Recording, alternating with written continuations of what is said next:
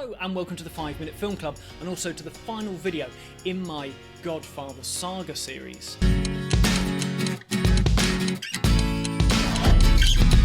This new recut of The Godfather came out of the blue a few months ago, back when I was reviewing the first film, and I thought I would go back through all the films again and hopefully reassess the third difficult film ahead of this new cut. Whereas that film is still not great compared to the first two, it is better the more you watch it. The first big difference you get between the original cut of Godfather 3 and this one is actually just the title, which, as I said in my review of that film, was the original title that Mario Puzo and Coppola actually wanted for the film, which is a coda, an epilogue to those two first films. And so we have The Godfather Coda, The Death of Michael Corleone. The next change is quite a substantial one, I think, and that is to cut out all of the recap moments that we get that are completely redundant in the original cut. You know, where we get the look back at Godfather Part 2, which does this film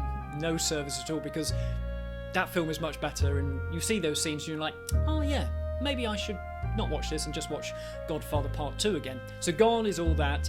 Now we're just straight into the action. We're there with the party sequence, which has been extended, and we get Andy Garcia as Vincent being introduced much earlier, and that allows him to play a more prominent role in the story. And then we get another change, which if you haven't seen either versions, turn off now, go and watch them, and then come back, as you can't discuss this film without talking about the change of the ending. So in the original commentary for Godfather Part 3, Francis Ford Coppola talked about the original idea for the ending, and that was to actually not have Michael die, as to play a trick on the audience, to call the film The Death of Michael Corleone, and then for him to live, and for actually this film to just be about the death of Michael Corleone's soul. So that is the version we're presented with here. Again, we have old man Michael sitting in his chair, shakily putting on his glasses with, I mean, the makeup in Godfather Part 1 is a lot better than the 1990 Godfather makeup. I don't know what happened, but anyway, it doesn't look as authentic. So we have shaky old Michael putting on his sunglasses, and then we have a credit that comes up on the screen that says Centiani in Sicilian means a long life. And I think it's a better way to end this story, because letting Michael die, with all that he's done in the previous two films and the third one, is letting him off lightly, I think. The idea that he has led a very long life and tormented life is a better closer for these films. The little quote I could, do without, to be honest. A little bit too on the nose, I think. So, there's not a lot different between this version and Part 3.